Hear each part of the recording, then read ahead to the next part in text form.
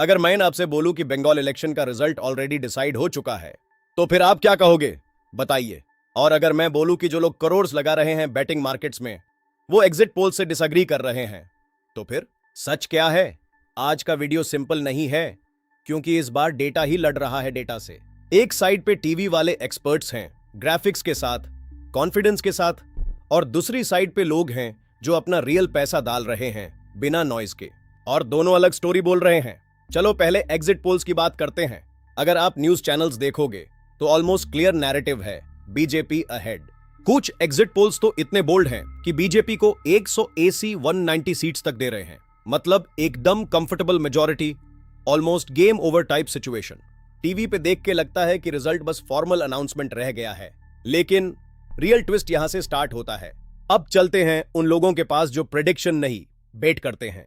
Global prediction markets, जहां लोग अपना पैसा डाल के बोलते हैं कि कौन जीतेगा, वहां नंबर्स बिल्कुल टाइट हैं। कभी बीजेपी 52%, कभी टीएमसी 53%। मतलब क्या? मतलब यह कि जहां लोग अपनी रेपुटेशन नहीं, अपना पैसा रिस्क करते हैं, वहां कोई भी कॉन्फिडेंटली नहीं बोल रहा कि बीजेपी क्लीन जीत रही है। और एक और सैवेज डिटेल सुनो। एक मार्केट स्पेसिफिकली यह पूछ रहा है, बीजेपी मोस्ट सीट्स लाएगी या नहीं, और वहां 9 थोड़ा आगे चल रहा है। समझ रहे हो? मतलब लोग पैसा लगा के कह रहे हैं बीजेपी जीत भी सकती है, लेकिन मोस्ट सीट्स गारंटी नहीं है। अब सवाल यह उठता है, क्या एग्जिट पोल्स ओवर कॉन्फिडेंट हैं, या बैटिंग मार्केट्स कंफ्यूज्ड हैं, या दोनों थोड़े गलत हैं? अब आते हैं इंडिया के अपने देसी वर्जन पे, सत्ता बाजार, फलोडी टाइप नेटवर्क्स। ये लोग कभी कभी स्केरी एक्यूरेट भी होते हैं और कभी बिल्कुल फेल, लेकिन इस बार इनका सिग्नल सिंपल है, भाई फाइट टाइट है, कोई हवा नहीं, कोई वेव नहीं, बस सीधा टक्कर। और अब आता है सबसे डेंजरस फैक्टर, बंगाल का हिस्ट्री। अगर आपको लगता है कि एग्जिट पोल्स रिलायबल हैं, तो 2021 याद करो। ऑलमोस्ट सारे एग्जिट पोल्स ने बोला था नेक टू नेक फाइट।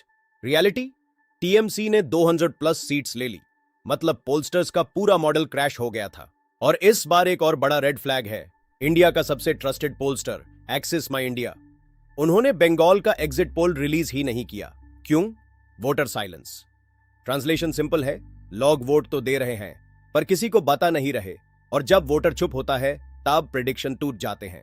अब थोड़ा लॉजिकली समझते हैं, एग्जिट पोल्स क्या होते हैं? लोगों से पूछा जाता है आपने किसको वोट दिया। बेटिंग मार्केट्स क्या होते हैं? लोग बोलते हैं मुझे लगता है कौन जीतेगा और मैं उस पे पैसा लगाऊंगा। और ग्राउंड रियलिटी क्या होती है? लोग एक्चुअली क्या करते हैं जो वो किसी को नहीं बताते।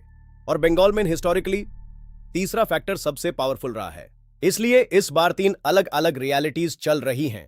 TV reality, BJP ahead. Money reality, 50-50 fight. Ground reality, unknown. और जब 3 अलग सिग्नल्स मिलते हैं तो इसका मतलब सिंपल है, रिजल्ट अनप्रेडिक्टेबल है।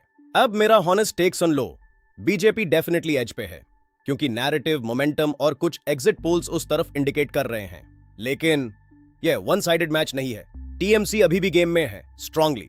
और सबसे बड़ा पॉइंट, कॉन्फिडेंस सिर्फ टीवी पे है, मार्केट में नहीं। और जब पैसा कॉन्फिडेंट नहीं होता तो रिजल्ट सरप्राइज दे सकता है। तो रिजल्ट डे पे क्या एक्सपेक्ट करना चाहिए? एक क्लीन बीजेपी विन पॉसिबल, एक TMC comeback also possible, hung type situation, low probability but not impossible. लेकिन एक चीज गारंटीड है, रिजल्ट के बाद सब बोलेंगे मैंने तो पहले ही बोला था। और सच किसी को भी एग्जैक्ट नहीं पता, because Bengal elections follow logic नहीं, बंगाल इलेक्शंस ब्रेक लॉजिक।